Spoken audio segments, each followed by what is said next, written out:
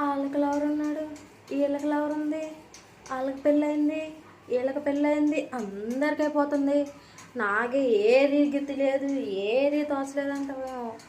ఇప్పుడు ఒక మేకను కొని తీసుకొస్తాం, దాన్ని ముద్దుగా పెంచుతాం, బాగా తిండి పెడతాం, అన్నీ చేస్తాం.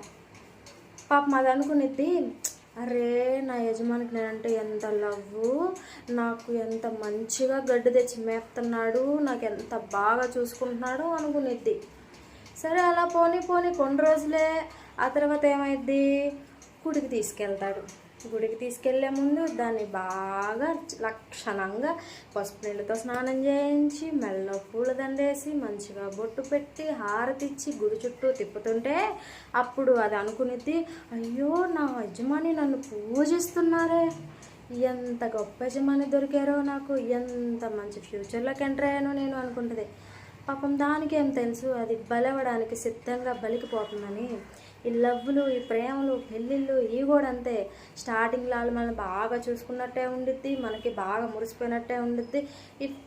ఆ లాస్ట్కి ఆ బలిదాకా పోయే వరకు తెలియదు అనమాట. కాబట్టి ఇప్పటివరకు లవ్ లేని వాళ్ళు, పెళ్లి కాని వాళ్ళు చాలా సేఫ్ అండ్ బెస్ట్. ఫ్యూచర్ మీద కాన్సన్ట్రేషన్ ఫస్ట్. ఓకే.